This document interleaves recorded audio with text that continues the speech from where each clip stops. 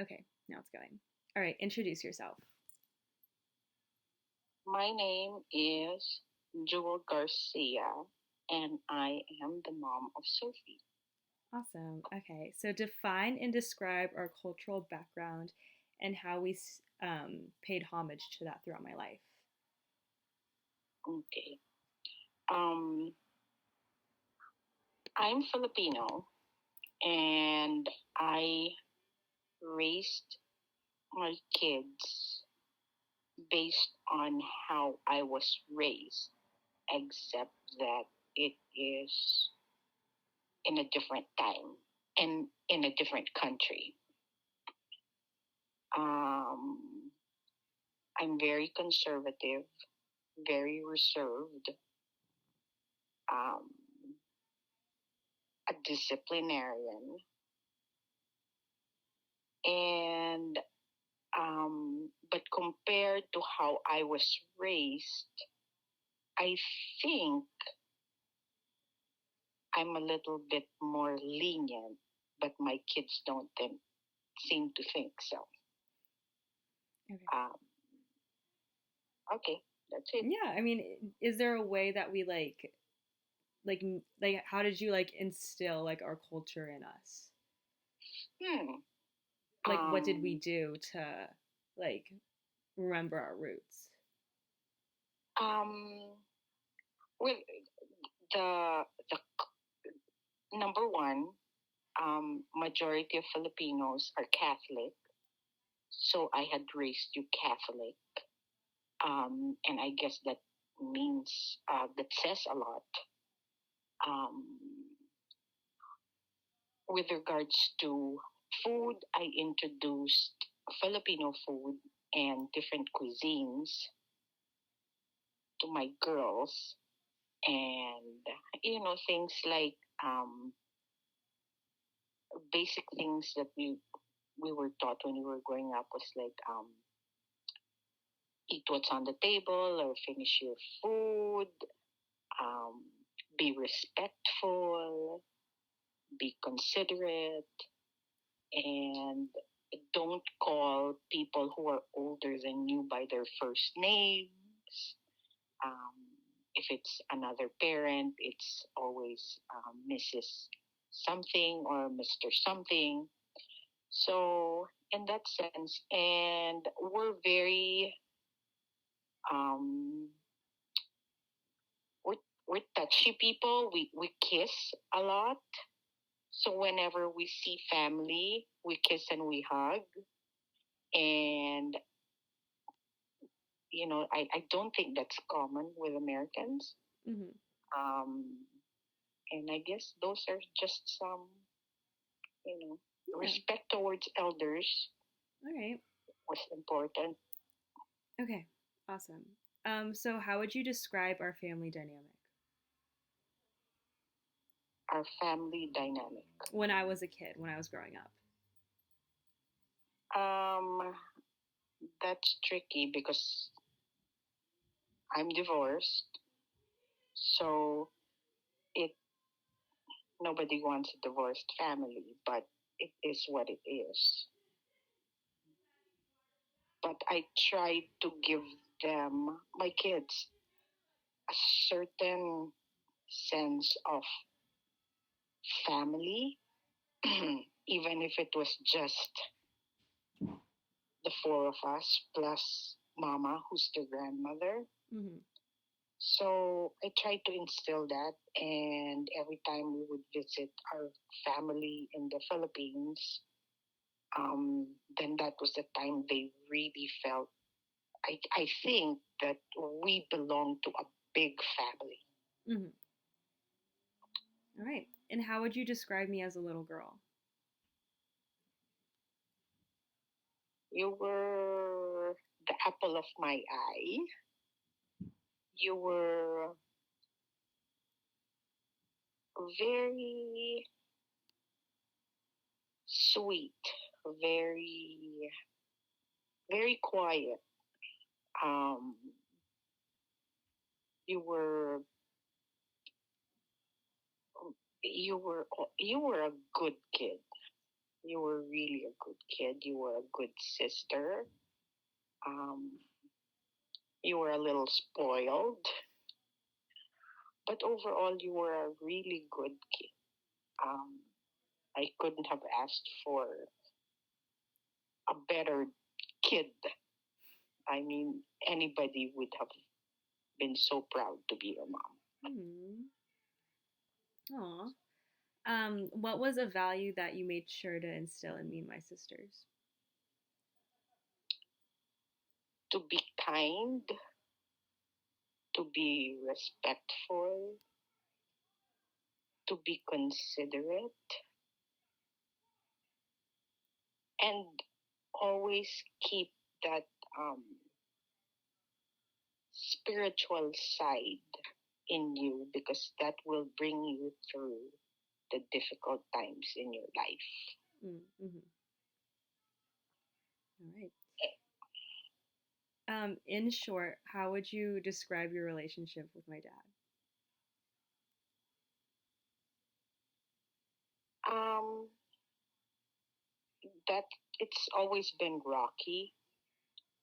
I have tried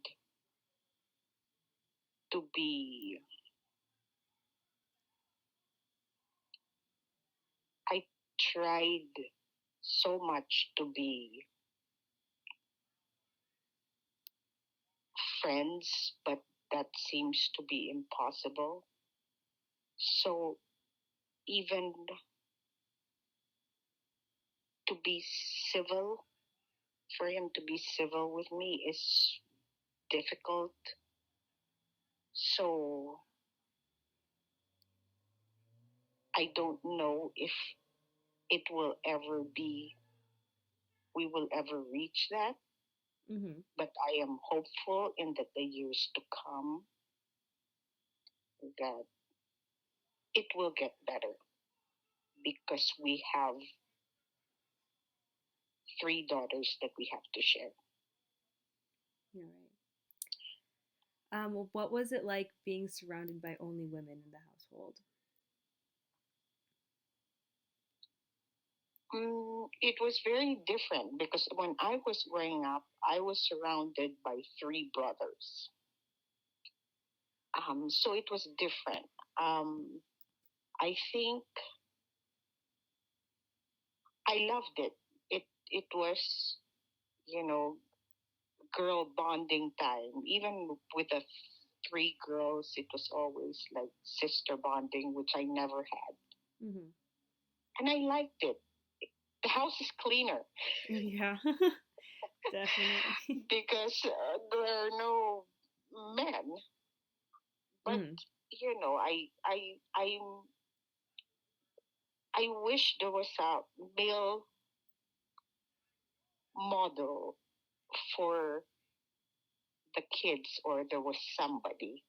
But it is what it is. So I'm still blessed. So it was good. Overall, I like having girls, and we learn to fend for ourselves more Mm-hmm. because we're all women. Yeah, So that gave us more um, reason to be able to be more independent or to do things for ourselves. definitely. Yeah. How would you describe the trajectory of our relationship?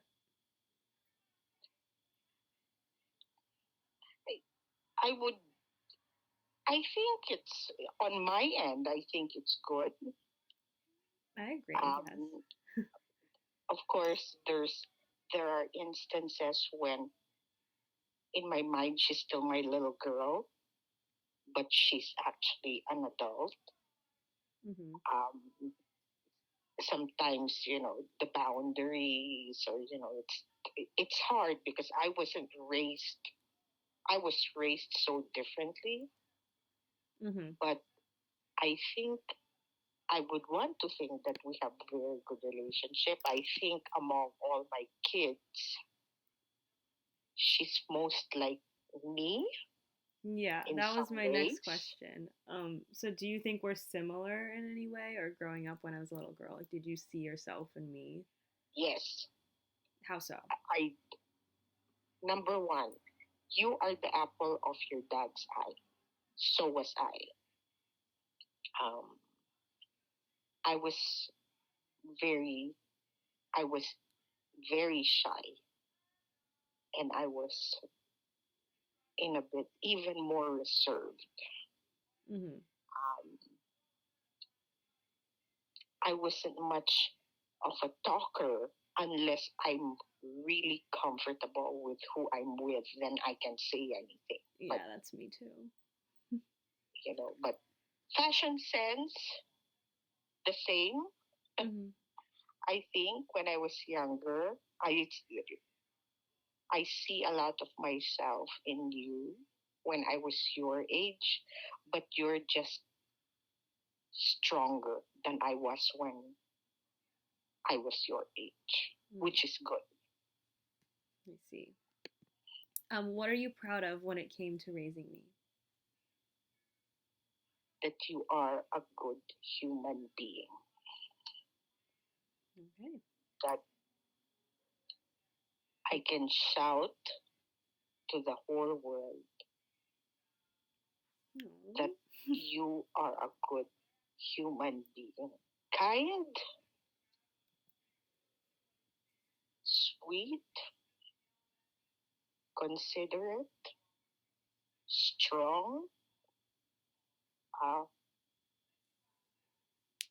a mother's dream daughter.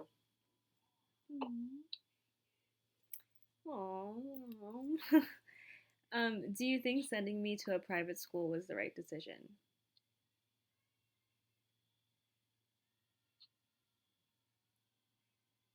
Yes, I don't know any other way. Mm-hmm. I was raised, I went to a private school up until high school, and then I told my parents, no more private school. For Mm-hmm. college, I gotta go somewhere. Mm-hmm. But for you, I think because religion's always been a big part of my life, Mm-hmm. and I wanted that for you. I fought for it because of the difference in religion between me and your dad. Mm-hmm. So I looked at it as an investment, not education, but in your being a human, being a good person, being in an environment. I think it really helped that you went to an all girls school because you built more confidence with yourself that I don't see in other girls. Mm-hmm. I see it with you and your friends, the confidence, the the ability to believe in yourself and that you can do whatever you can. I think that was instilled in you at when you were in high school because you didn't have to deal with boys and too much or makeup and all that stuff. So Yeah. it was a good investment for me, Okay, good. giving you um, and the best education you could have gotten, I think, and it, I would do it all over again. Got it. Mm-hmm. But it's not for everyone. But Yeah, that's the true. outcome for you was good. Yeah. So I think Yeah, I think so too. When was the first time you had to let go and trust me? From like um, even an early right age. after you graduated from high school, Mm. um, or I think when you were a senior, when I felt you were my firstborn, so it was you paved the way for your sisters. I think I was stricter with you than any of them because you were the first. Mm. But they have you to be thankful for because you set a standard Yeah. So I said, when you were in a senior, it's, little by little, it was gradual. When you graduated from elementary, it was like, okay, you can do this and that. And then, it became more and more until when you graduated from high school, and it was like, okay, you can go out of town with your friends. And then more so when you went to college, it's like, you know what, I have to trust that she would know what's right and wrong, Mm-hmm. what to do, what not to do, when to stop, when to say no. Mm-hmm. So, and just trust that I raised you well so that you can make the right decisions for yourself. Got it. How would you discipline me from a young age when I was little? Hmm. Uh, I would ground you, um, or sometimes take your phone. Mm-hmm. Uh, what else? Um, I think that's it. Okay, yeah. And do you think this worked? Yes, I think it did. It gave you, it's different. See, with you, it worked. With your sisters, it's a different case. But as I said, you were the first, and you were so easy. Mm-hmm. Even if you were the first, you were so easy, and you were always like very calm, Mm-hmm. which is good because I'm not a calm person. I'm Mm-hmm. just learning now to be calm. But yeah, no, you know, the usual, you're grounded, take your phone. I think that's it. I mean, I never sent you to your room without dinner. Yeah. Of food was always, we have to eat. Yeah. You're right. Yeah. Okay. All right. How did you show your support for me? By always being there, whether it was in good or in bad. Yeah. I remember you'd always show up to like everything. Like Yes. even if it was like the stupidest thing, like if it didn't even Yeah. matter. Um, I was, I made it a point to be there, no matter how big or how small. Even if I was alone, I would always be there. How come this interview is making me cry? Yeah, it's making me cry too. What were So, something? Oh, sorry. yeah. Continue. So, by being there all the time, Yeah. for you to be able to talk to me about anything, even when you knew I was going to get upset, Mm. um, but I had to raise you on my own.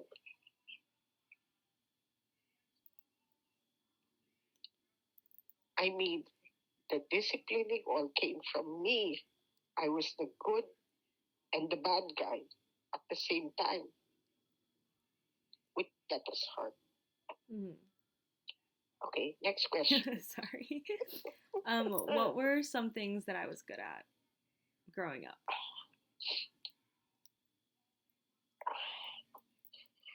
You were, you always did your best at everything you tried, even if you knew you were not, even if you knew you were okay, you still did your best. So it's hard to pinpoint, you know. You were always very artistic. Mm. I remember when you were in kindergarten and you painted that bamboo, and Mm-hmm. everybody was just so amazed that a kindergartner. was able to paint that, and we have it hanging in our wall to this day. Yeah. So you were always good with crafts or your hands. So it's not so being in fashion was just, you know, it was bound to, you know, you knew you were going to do that when you were what, in Yeah. fifth grade, in fourth grade. Mhm. That was my next question. Did you expect me to have a certain profession when I got older? Yes. Yeah. Um, I knew you were going to be in the side of the arts because for you it wasn't a task to do it. Mhm. You liked doing it.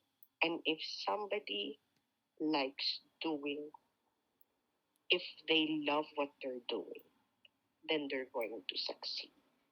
They Mhm. might need a little push, but as I always say, do what you love and you'll become successful. Absolutely. So as a little girl, I saw that already. Mhm. Okay, last question. Where have you seen growth in my life, in my early stages of life? You had to be the big sister. You had to be, you had to help me with your sisters.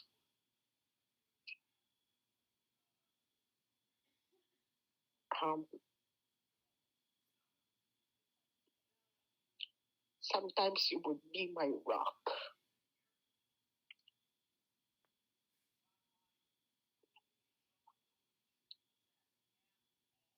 And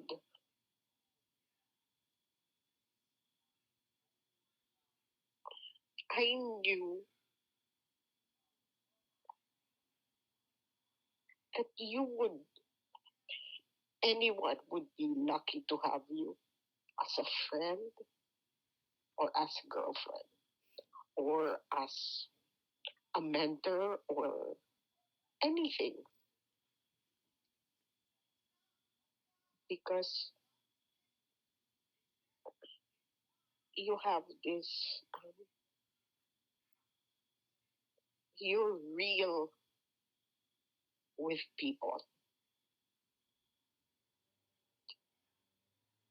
that sometimes you, just like me, you don't see that some people are already taking advantage.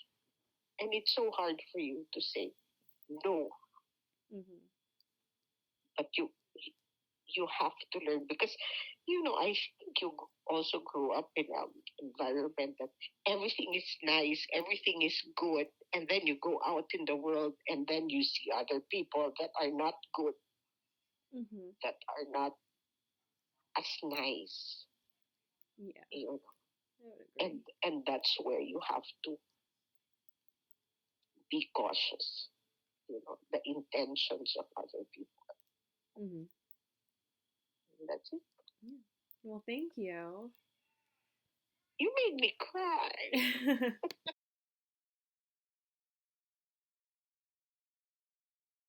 Okay. Hi, introduce yourself. Hi, I'm Gabby Nguyen. All right. And what is your relationship to me? I am your sister, your bestie, and the person you steal clothes from. Slay. Um, how much younger are you than me? Am I 3 years? Like two, no, 2 years? Like Like two. 2 years and 3 months. Yeah, a couple months. Yeah, but I'm 3 grades younger. Okay, awesome. And how old are you right now?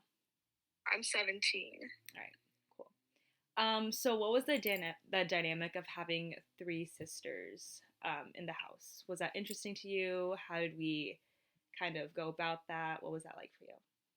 Yeah, I was definitely privileged to have two older sisters, being the youngest. I had two sisters to look up to and to guide me through basically life, and they were, well, you have been, and so is our other sister Bernice, have been like the guinea pigs of the family. So I've everyone thinks I've had a little easier. Mhm. But yeah, I've just been able to look up to you guys and to call to you guys for guidance if I'm confused or if I need any help. I can always turn to you guys, and it has really shaped me, who I am as a person. Mhm. And yeah, Okay, awesome. And how would you describe like being the youngest sister? Like, would you have preferred to like not be the younger sister? Did you enjoy it? Like, did you kind of like? I think I enjoyed it. I think that my personality kind of suits being the youngest. I feel like it just makes sense. And I also like how actually I don't know how to word this. It's okay. You don't need to. You don't need to. Okay, but yeah, it has taught me a lot, and I think that I wouldn't have it any other way. Okay, good. Can you describe our family dynamic and like the situation and like everything that our family is? Yeah, sure. So we grew up obviously with only women in the house. Matriarchy is a real thing. Mm-hmm. And obviously our dad was away and not really as present as the traditional family would be like. But I think we still found a way to make it a family. Even if we were having hard times, we always had each other, like the three of us. That's what I was trying to say earlier, how special that was to me, because even if it didn't feel like we had like 5 solid members, we always had the three of us to turn to. Yeah, and it was nice because like the three of like the only people in the world who like understood our situation and like what we were feeling and like because our situation was so specific to us was like each other, which was really great. Like I don't know what I would. Sorry, go ahead. Oh no, sorry, I cut you off. But No, like trying to talk to an outside person, whether it be like a friend or even like a therapist or something like that, they wouldn't understand what we were saying. But like the three of us, we understood each other. Yeah. And even to this day, since we were little and to this day, we just get it. And like no one else gets it. And it's so hard to explain. Mm-hmm. No, I totally agree. So how do you think we handled having a separate family? Do you think it was something we were used to since we didn't know anything different? Or do you think it was like an adjustment or was it like a surprise? Like, what do you think? I honestly don't really remember a time when it wasn't like this. So I feel like it was pretty inherent for me personally from the beginning. Mm-hmm. It's different because I'm the youngest and like obviously it may have happened when you were a little older. Mm-hmm. But I feel like I've never really considered it a separate family just because I kind of thought of the 4 of us or like even just the 3 of us as our own family. Mm-hmm. I would agree. So I don't think it like took a toll on me the way it like has on other kids. I was like fortunate in like the way there's like duality to that. Like I was fortunate enough to not have to go through we were fortunate enough to not have to go through the hardships that it is, but also we also like longed for more.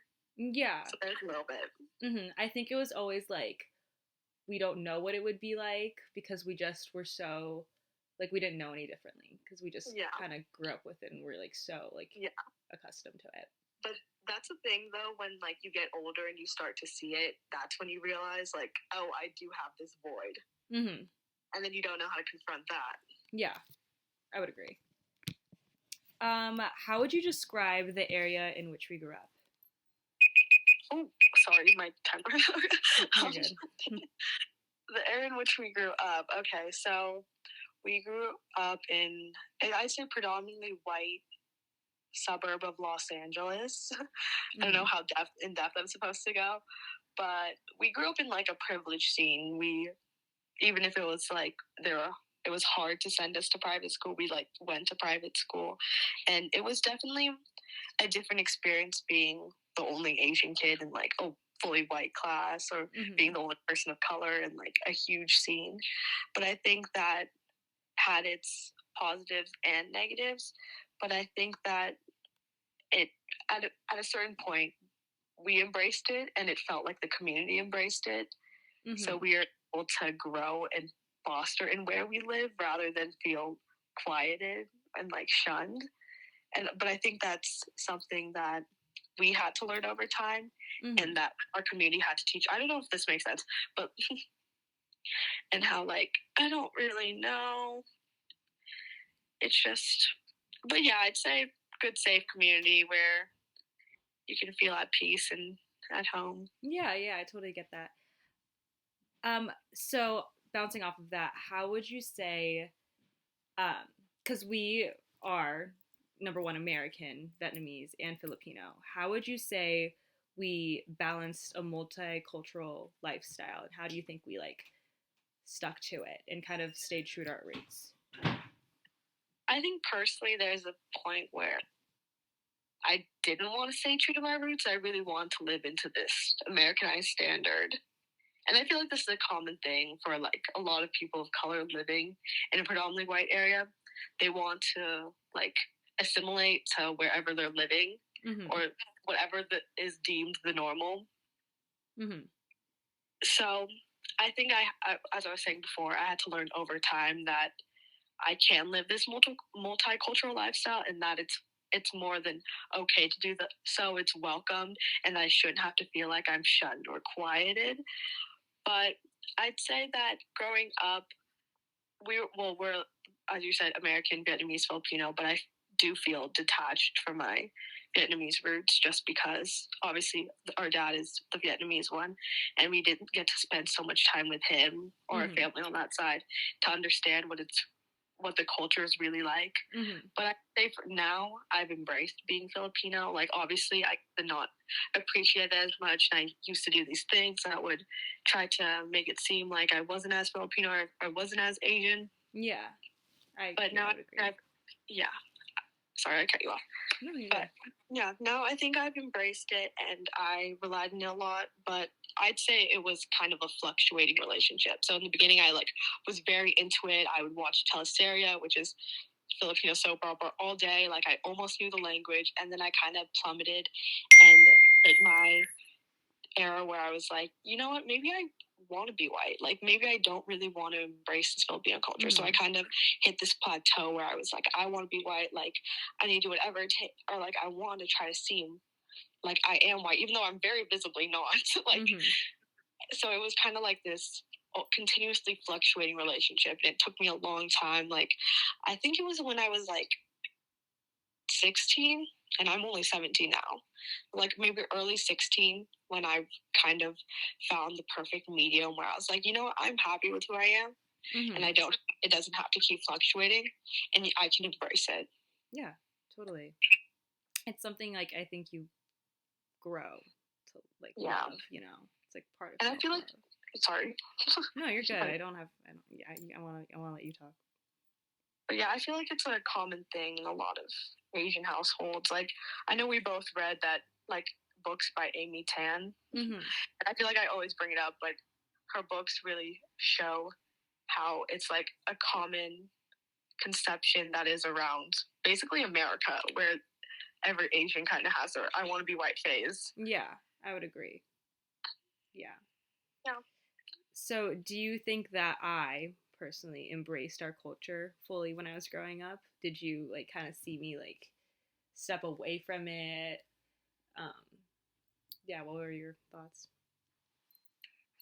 I feel like we all kind of went through a similar thing, but I feel like I can't really speak on it for you because we were all so quiet about it. Like, no one really said it, because it's almost like, well, personally for me, I was ashamed that I even thought that. And I don't know if you guys thought the same way, so that's why I never spoke up, and I feel like no one else ever spoke up about it. So it was kind of like an unspoken, like, thing going on. Yeah. Right. Are there any like family traditions or anything that really stuck out to you that influenced my personality or values?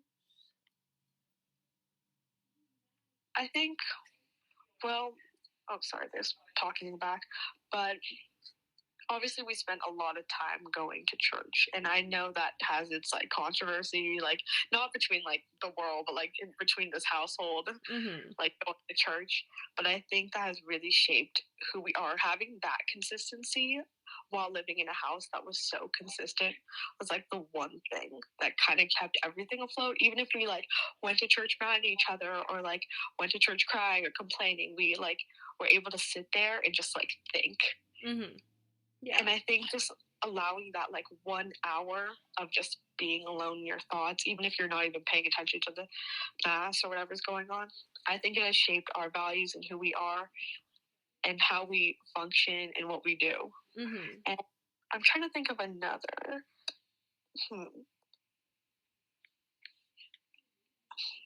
I'd just say this is not really like a tradition or anything, but I'd say we're all pretty like crafty. Not like I know, not me so much, but we all like using an imaginative side of us. Mm-hmm. And I think we all display it so differently, but I think that how we were all encouraged to display it has really shaped who each of us are. Yeah. Like, mine has been like writing or whatever and like reading, and yours has always been like arts and craft, fashion, and like Bernice has been all over the place. All over the place. But we were all encouraged to do what we love, and that was a value that we all have. I agree. I think we were raised to be very expressive because I don't know, like, I know you're really good at like talking and expressing and articulating like thoughts, but me, it's like really hard, and my form of communication is more so like visual, you know. Yeah. And I think for all of us, we're really good at like that visual aspect. Yeah, because especially living in a house where we were all kind of silenced, it's like, how can we put our thoughts into something else, and how can we express this passion that's not in a fight or something? Yeah, exactly. So we all turn to different outlets, and I think the common ground that we all shared was turning to those different outlets and feeling passionate about them. Yeah, I agree. That was very insightful. What is your earliest memory of us as kids? Or is there any like, I don't know, like fun little games we used to play, or like anything you remember from our childhood? I'm trying to. My memory always goes back to the Monster High dolls, but I know that there's something more like important. Yeah, no. I remember we used to always play with like the Angry Birds. Oh my gosh, that was low-key a star. Yeah, do you want to tell the story about like how we waited in, what do you call it? Oh wait, I low-key don't remember that. I remember like my Angry Bird fights or like my Zuzu pets. This is all kind of personal. Yeah, but I feel like we had a lot of like imaginative games, and we kind of like, we played with a lot of toys, I feel, more than like pretend, you know. Yeah, I remember always biking. And then I was always called a show off, even though I was just biking. Yeah. I think you were just good at like everything. Like you were always good at everything. Oh wow. So how would you describe my character when I was a little girl? I think you were always like if you were to define the older sister in the book, like I feel like you fit that description perfectly. Like you were the guinea pig child, you were the one that everyone turned to, you were like, in Tagalog we like, or the Filipino language, we say like ate, like I didn't call you that, but you were that. I think you always had this way of connecting with each person in the house. So like you have a connection with mom and dad, and like it's very special, and you always found a way to make people feel unique. And I think you've been doing that since you were little. And I think it just has stayed consistent. Oh, thanks. I didn't even know that. Thanks, welcome. Gab. I have to blow my nose, so if I'm like, okay, sorry, I totally forgot someone. Okay, keep going. Okay. Do you think being the oldest sister has affected the way I go about life? 100%. In what like ways? if I'm confident about anything, it's like say yes to that statement. And I feel like every single one of our roles has shaped us who we are today. Like Bernice being the middle, me being the youngest, you being the oldest. Mm-hmm. But I think that has given you a lot of responsibility that at the moment you did not know how to take. Well, like, not saying you didn't know how to take on, but like, as being a young teenage girl, you don't know what to do with all this pressure on you and all this responsibility, because like at a certain point, like, you kind of had to like mother us, or like you had to drive us around, you had to do things that like maybe mom or dad didn't want to do, and you had to like pay for your gas while working a job. So you had to pick up all this responsibility, but it has carried over to your college experience, where you know how to take on a lot of things and you know how to be responsible for a lot of things. But I also think it gave you a little motherly instinct for people who maybe aren't like just Bernice and I. Like, I see with people in your life, and you care for them, and you only want the best for them, even if it affects you. Yeah, I would agree. Can you recall any specific instances from our childhood that you think had a significant impact on who I am today? This one's a little tough. Yeah, this one's like it's very broad. Yeah, because it's like to like map out your whole 19 years into like one specific moment is kind of difficult. Yeah. Here, I'll rephrase it, because I kind of thought about like dance and like ballet and how that like affected like obviously like my self-image and like my self-worth. Like, did you see like our background in dance like affecting like me? I think that was another thing, like how I said earlier about like the ethnic insecurity, how that was something that was just unspoken. Like, I feel like most dancers, and I feel especially in this household, we're kind of going through the same thing, but no one wanted to say anything because no one just wanted to say anything. It was something so personal that you couldn't really turn to other people for. Yeah. It was kind of one of those things you just like kept in your mind and like just didn't really feel like you kept it for like yourself alone in the mirror. Yeah. Or like thinking alone before you go to bed. Like, it was a very personal thing that isn't super spoken about. Yeah. Because like obviously with dance and ballet, like there's a standard you have to live up to, and if you don't, like you just kind of just shut up and reach for that standard, even though it's kind of unattainable. Yeah, I feel like with dance, it's like with like sports and everything, like I feel like those are like easily hobbies. And then there's a point in dance where like it doesn't turn into a hobby, it turns into like more so like competition and like and you're standing in front of a mirror for like so long and like looking at yourself and at one point it just turned, I feel like it turned pretty toxic for like me and my mental health. So I don't know if it was the best. Like, it was fun while it lasted, you know. I'm glad I did it. But like it had its moments. Can you share any funny moments from our childhood or any like memorable stories? We actually talked about this one recently, but I think it also reflects who you are, like what you're studying. You came to my room and I think I told you this one.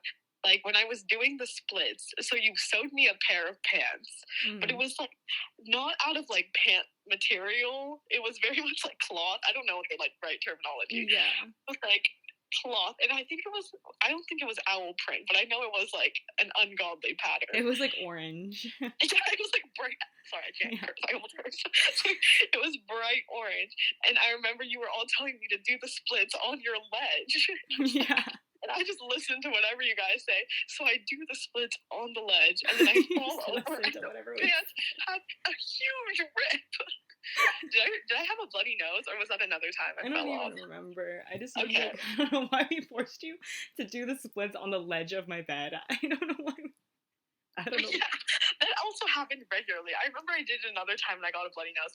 But yeah, so you made me those pants and I broke them. But I think you fixed them, which kind of shows a reflection of like you were always offering and you created things and you were willing to fix it. But yeah, I always think of that one. I'm trying to think of more, but I can't say them. No, it's okay. This is really gross. Okay, keep going. Last question. Like, what are your overall thoughts on how we were raised?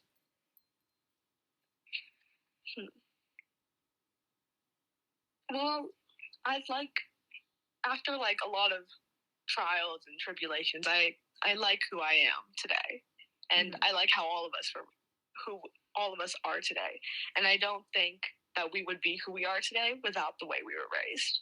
And obviously it's not conventional, and it's not, and I wouldn't really want to put it on anyone else, but I think it really shaped us who we are today.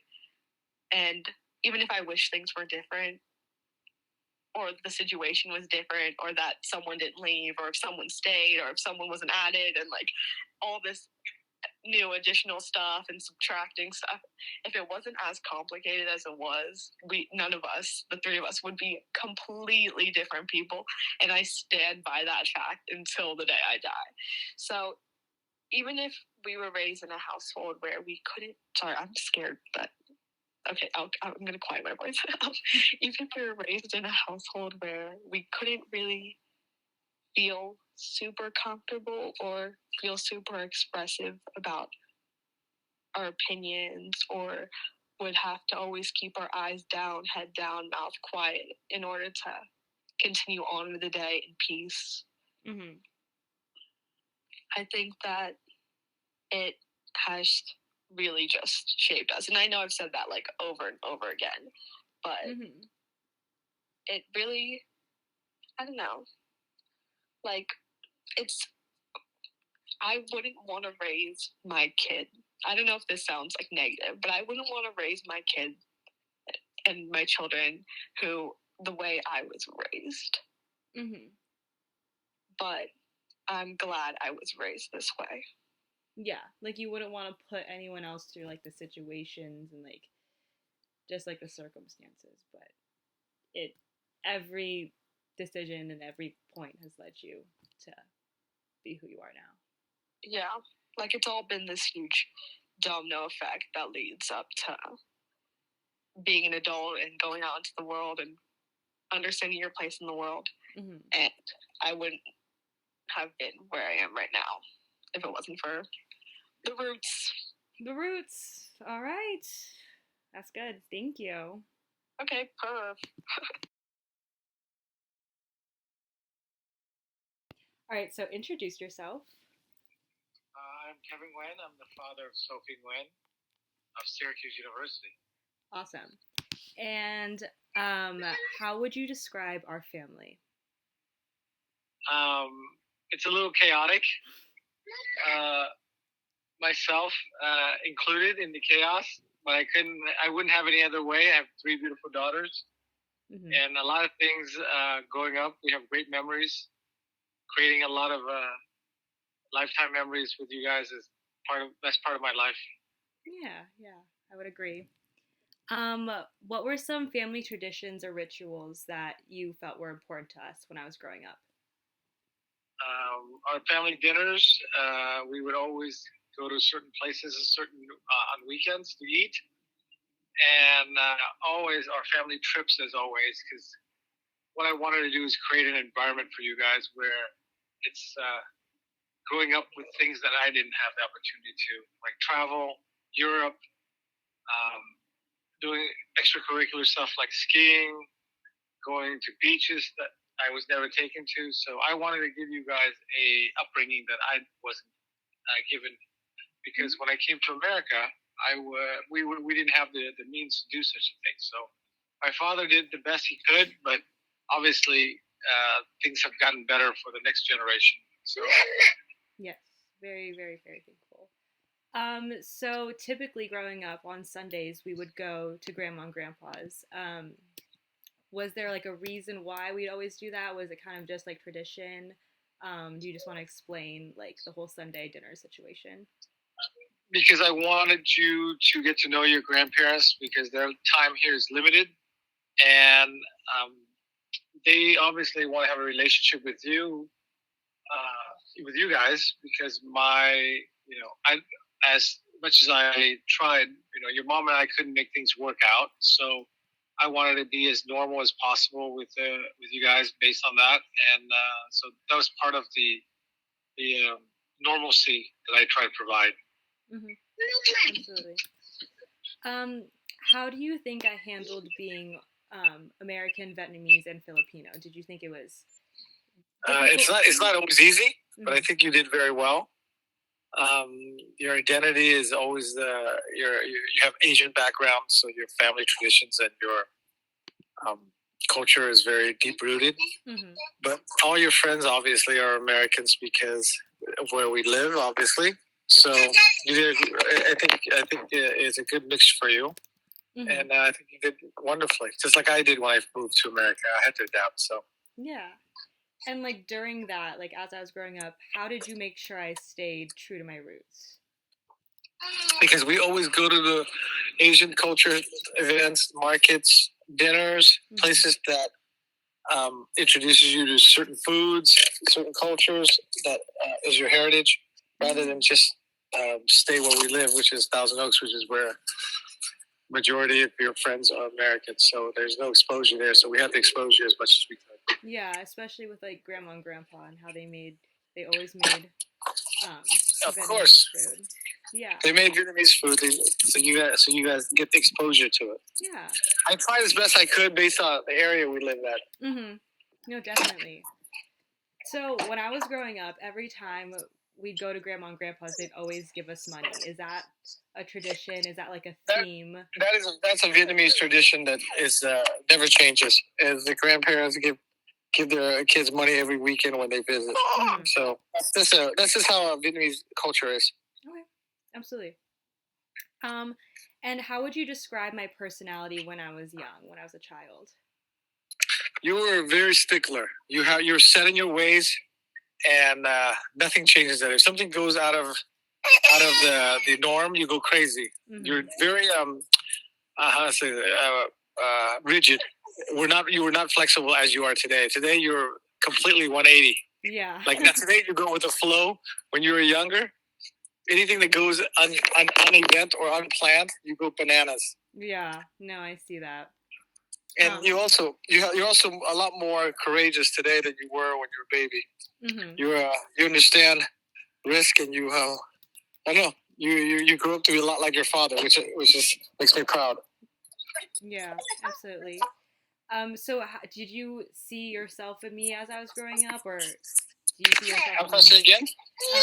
As I was growing up, did you see yourself in me, or did you think we were similar? No, I thought I thought you were completely opposite of me. Mm-hmm. Thank God. The older you got, the more you evolved into your father. Okay, awesome. Were there any moments in my childhood that you found particularly challenging? Yeah, when you're like 12, like all the other young teenage girls, 12, 13. Mm-hmm. But you've always been a very non-conflictive. You've always been a child that didn't give me any problems. Okay. Yeah. Did you think I handled situations well? Do you think I emotionally responded soundly? What do you mean? I don't understand. Do you think I was emotionally developed? Like, would I cry? Yes, you were mature. You were very mature for your age. Is that what you're asking me? Yeah, kind of. Yeah. Yes, you're very mature for your age. All right. And I feel like I could talk to you and you understood how to handle situations as you do today. Awesome. What are a couple memories that you have of me growing up, like your fondest memories? Memory of you. Fondest memory of you. Our time together in Disneyland, our time together walking the streets of Amsterdam, watching your face light up when we go traveling, when we fly. You always have that adventurous side of you. Mm-hmm. Which is contradictory to your nature. As I mentioned, when you're growing up, you were very conservative, but as you get older, you get more and more adventurous, which I adore. And why was that important to you? Why did you want to make sure that I was adventurous with food and traveling and exposed to a lot of because the more culture I expose you to, the more well-rounded you become, and the better person you will be as an adult. Mm-hmm. And also, I wanted to make sure that you weren't going to be easily impressed by any guy in your life. Yeah. Uh-huh. I have to give you the best so that they have to be a lot to impress you. Yeah, absolutely. So when were you the proudest of me? When I was either little up until like high school, like what were your proudest moments of me? When you graduate high school and you're off to college, to one of the best universities Mm-hmm. that is out there. Yeah. So that's what I was most proud of you. I didn't think you were that capable, and when that moment came, and when I came to your university, I saw you. I was very proud. Mm-hmm. Absolutely. And throughout my life, as I was growing up, what was your ultimate wish for me?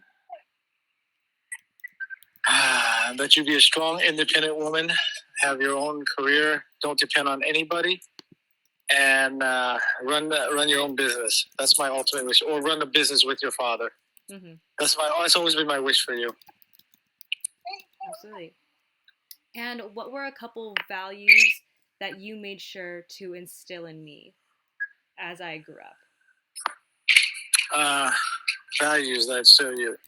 To give, to be giving, to be kind, and be considerate, which is you are. Mm-hmm. For me, it's hard work. Hard work is a tremendous value I want you to have, because I hope you see that in your father, so that he provides you with what you need. It's through hard work. So I'm hoping that rubs off on you, that you will see that, and it stays with you for your life. Yeah, totally. Do you think the area that we lived in affected the way I grew up? Yeah, a little bit, because it's very sheltered. Mm-hmm. It's not reality, and so I wanted you to get more exposure to it. So that's why I want you to travel. I want you to see what the real world is like, because the area we lived, unfortunately, is it's very sheltered for children, and it's not. It's almost like a bubble. So when you leave it, I don't want you to be surprised. So therefore, when you're younger, I try to expose you as much as I can to the world and its reality. Mm-hmm. Absolutely. What lessons did you learn while raising me? What lessons did I learn about raising you? That everything eventually will come around.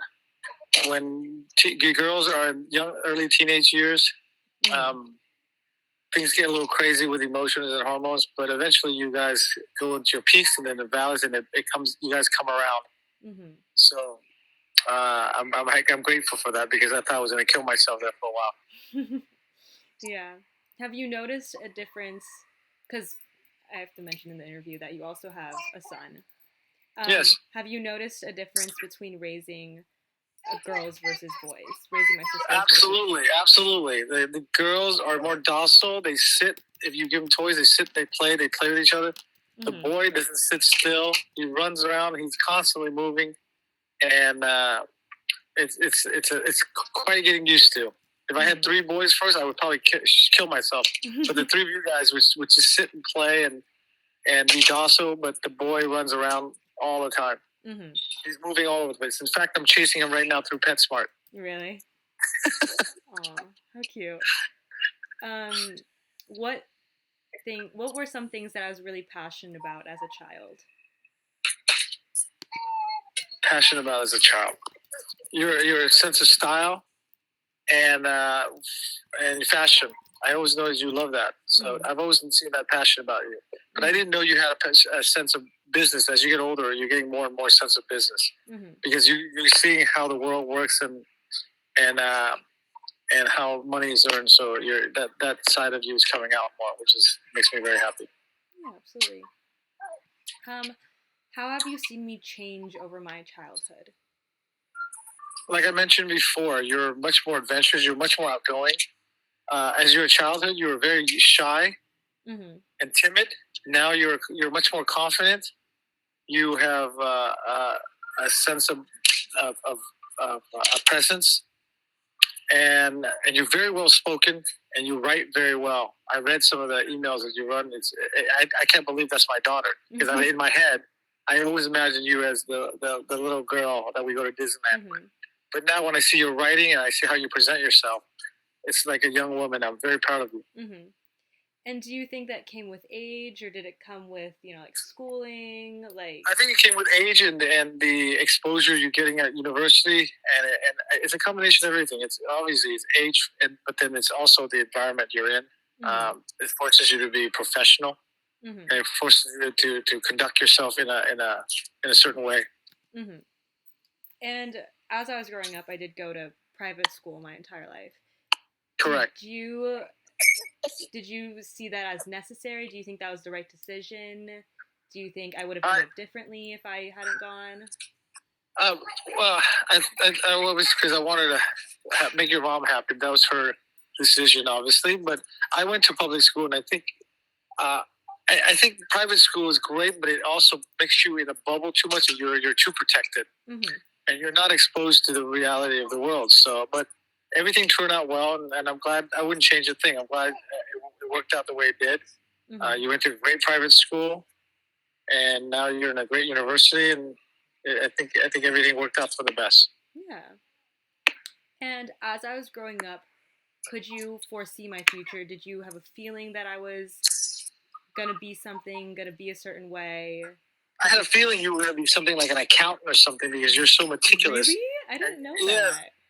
And you're so rigid. You know what I mean? Yeah. You wouldn't adapt to change that well. Like I said, when you're younger, if something goes and is not planned or is off, you go a little bit crazy. But as you get older, you got more lax, and now you're like, whatever happens, let's make it. Now you're more fluid. Yeah. Why do you think I changed? I have no idea. Maybe it's the DNA kicking in. Yeah. I have no idea how you changed. Yeah, I remember I used to get straight A's, and I would throw tantrums if I got anything lower than an A, in middle school. Yes. But now I'm obviously A's are important. Now you're like, okay, that didn't happen, but let's go do this. So growing up, you and Mom were really adamant on the idea that if I loved what I was doing, I would be successful. Do you mind expanding on that? Sorry, what? Do you mind expanding on that ideology? Of course, if you like everything else, I believe if you're passionate and you love what you do, and you do it for the love of it, you will be successful. Whether it's monetary or whether it's successful in terms of how would I say this? Even if it's not monetary, it's successful in that you're doing it for the love of it. You can't fail if you do something you love. Yeah. I mean, if you don't measure the monetary, the money will follow wherever you follow your passion. You do it for the passion, money follows. If you do it for the money only, it usually don't last. You have to love what you do. That's why I feel so confident in working in fashion, in business, because it's what I love doing.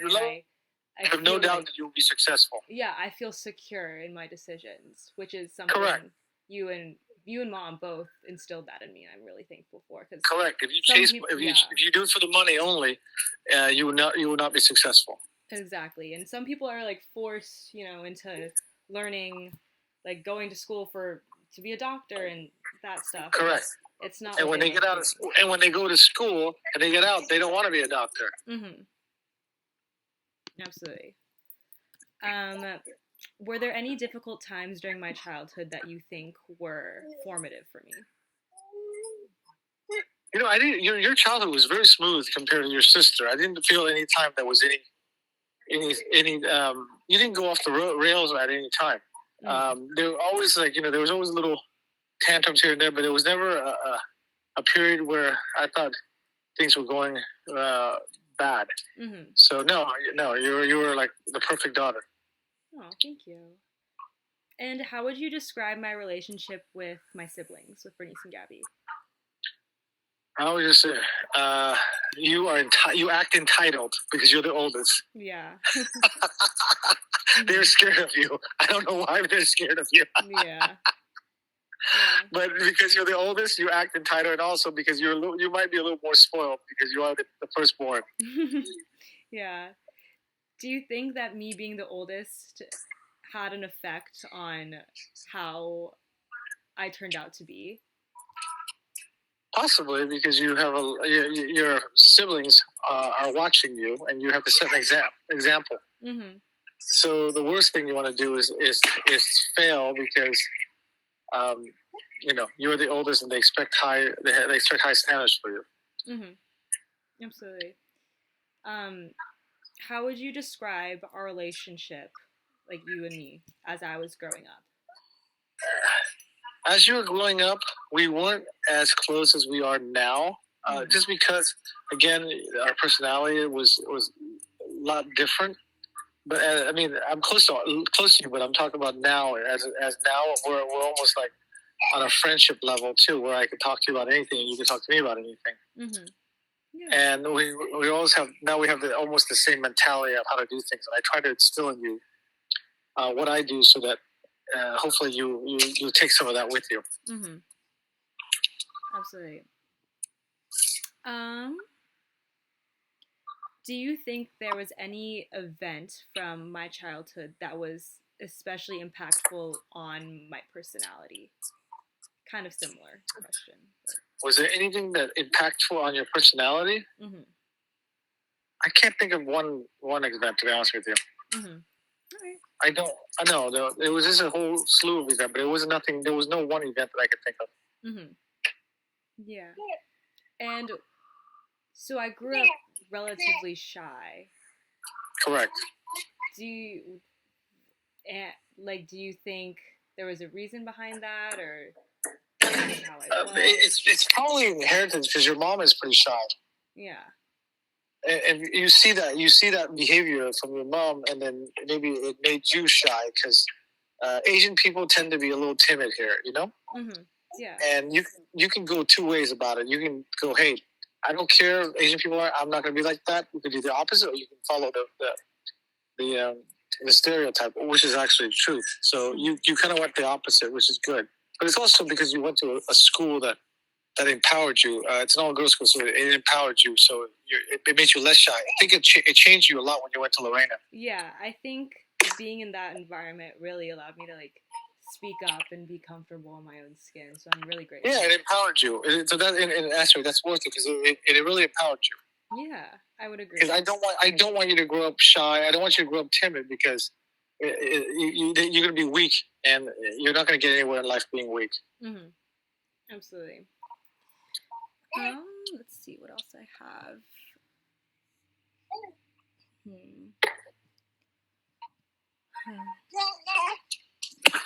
see. Now that you're raising a new son, are there new things that you have learned? Are there things that you took from raising us that you're now applying to Nico? Absolutely.